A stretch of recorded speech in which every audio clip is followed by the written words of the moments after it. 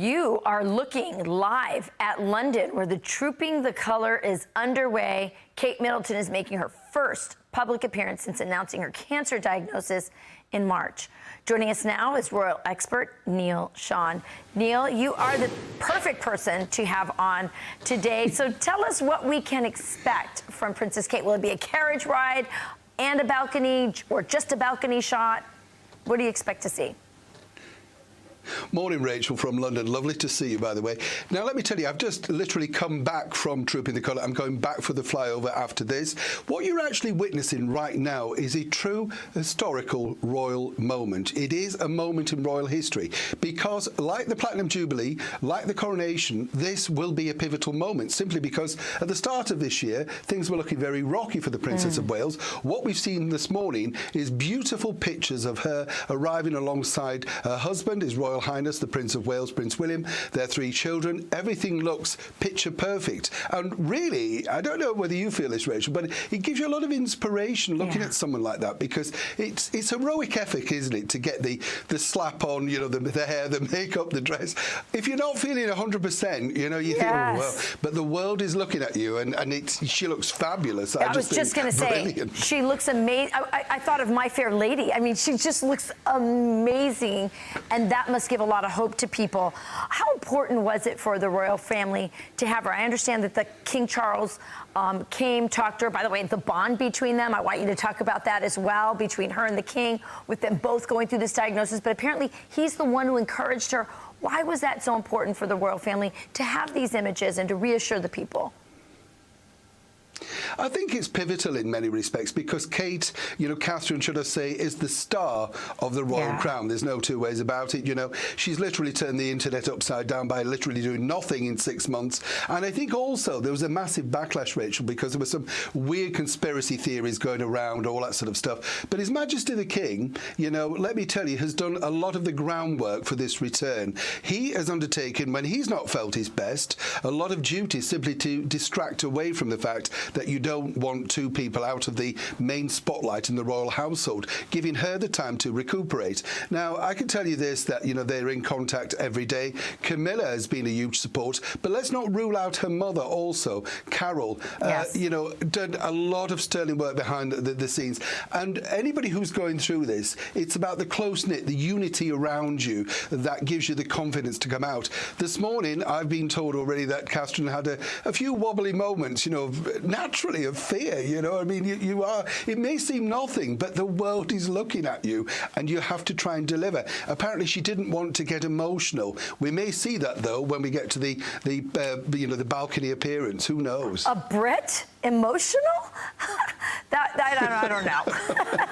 Well, you know, I'm glad you brought up her mother. I think she has been a great support system, and let's not, you know, you can't not notice who's not there. When you are dealing with something like this, you don't want toxic people around you. And I think she's honed in on who her true support system is in this very pivotal moment in her health and for her family and her children. Neil, great having you. We'll hopefully check in more. And we're really happy for the British people. This is a great day for them. You are witnessing a wonderful day in royal history, let me tell you. I'm Steve Doocy. I'm Brian Kilmeade. And I'm Ainsley Earhart. And click here to subscribe to the Fox News YouTube page to catch our hottest interviews and most compelling analysis. Welcome back. The House of Representatives has just passed a nearly $900 billion defense bill that includes a 19.5% pay raise for junior troops. It also has amendments to roll back DEI in the military. That includes eliminating the chief diversity officer, eliminating DEI-related offices and personnel, and enforces a hiring freeze on such roles. Now the bill is headed to the Senate for consideration. Here to discuss is Texas Congressman and retired Army captain, friend of the show, Wesley Hunt. Wesley, thanks for being here. What do you make of this pay increase? I mean, you've heard the stories of young troops who can't even afford to feed their families. It's about time. Yeah, we have young enlisted soldiers that are on SNAP benefits to make ends meet, and that's unacceptable for people that have risen their hands to defend this country against all enemies, both foreign and domestic. But the CBO predicts that this is going to cost us about $24 billion over the next 5 years. Now, keep that in mind. Democrats are opposing this, but in April, they were in favor of sending $61 billion more to Ukraine. It's absurd. And also, rolling back DEI is something that's critical, and that's why our armed forces are hurting. This is not about diversity. This is about finding people that want to serve our country. DEI should stand for destroying enemy insurgents. That's it. And brother, you know about my family. You know I went to West Point. My brother went to West Point. Sister went to West Point. My dad's a retired colonel. There's 60 years of military service in our family. We've been black the entire time. And we did it before DEI because we were people that just want to serve our country. And that's exactly what this country wants. People that raise their hand, regardless of their race, religion, color, or creed, are best and brightest. We have to pay them accordingly. And we have to incentivize them with a sense of patriotism and pride in this country, and that's what this bill represents. Man, you make the case so well. And if we don't retain or recruit military families in the future of all backgrounds, then we will never meet these goals. And by the way, here's some stats of 2023. The shortfalls in the services on recruiting goals. The Army is short 23%. The Navy's down 20%. Air Force down 11%. And you mentioned it, though, Wesley. The Democrats are against the pay raise for the junior enlisted troops?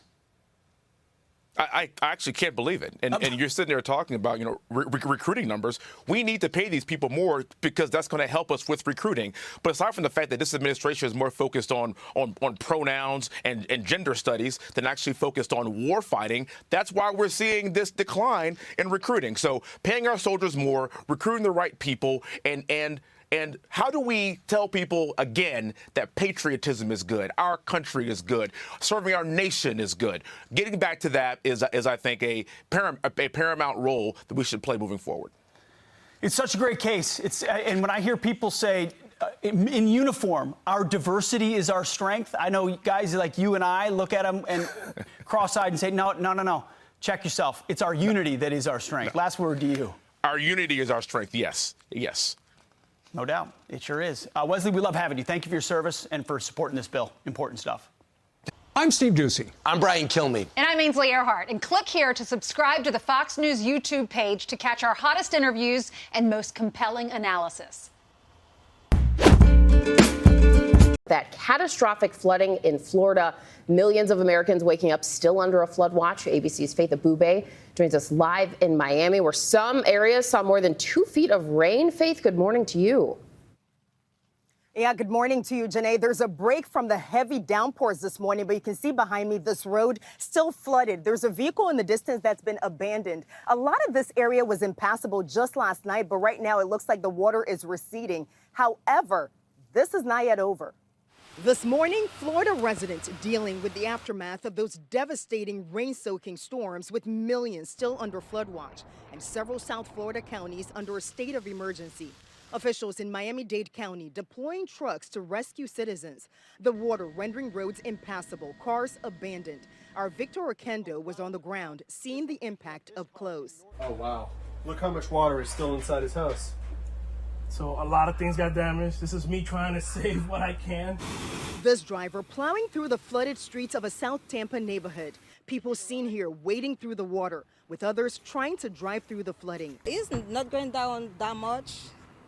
I mean, especially in the house. I cannot go out because the water is higher outside than the inside. With over 2 feet of rain falling in the area, Governor Ron DeSantis declaring a state of emergency. The state's got about 90 water pumps that are either being in use or are available for use. Officials warning residents to avoid flooded areas. You only have to drive through about 6 inches of water to end up having a problem with your vehicle. Some of that water may very well be contaminated.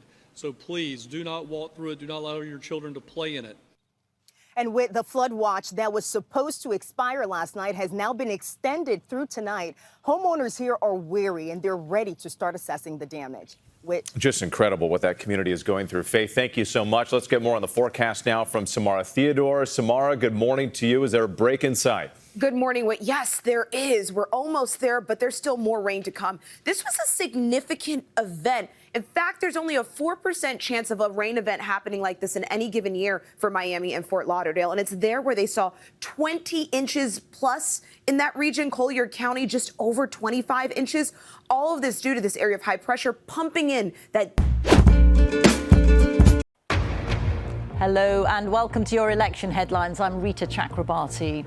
The Labour leader Sir Keir Starmer has ruled out raising capital gains tax on people's main homes if Labour wins the election. It comes after the Conservatives repeatedly raised questions over Labour's tax policies. Sir Keir said that he can absolutely guarantee it won't happen over the next Parliament. He was speaking as he visited a hospital in Nottingham to discuss Labour's plans to clear the NHS backlog with their policy to create 40,000 extra appointments a week in England. That will make a massive difference to those people on waiting lists. That's 2 million a year. And just as we did when we were last in government, we brought the waiting list down, so we will do so again. The Prime Minister Rishi Sunak has been off the campaign trail today, going from the G7 summit in Italy to Switzerland for a peace conference on Ukraine with dozens of other world leaders. He said that he wants to find lasting peace on terms that are acceptable to Ukraine. I'm pleased that the UK has played a leading role in providing support to Ukraine, the first country to provide lethal aid. More recently, under my leadership, the first country to provide main battle tanks, long-range weapons, to train Air Force pilots. That demonstrates the strength of support for Ukraine. The SNP's Kate Forbes was in South Lanarkshire, focusing on Brexit and claiming that trade barriers have gone up since the UK left the European Union and have had a negative effect on the food and drink industry. Ms Forbes said that only with independence could Scotland rejoin the EU. And Sir Ed Davey continues to have fun here in Surrey, but the Liberal Democrats' focus is in fact on crime.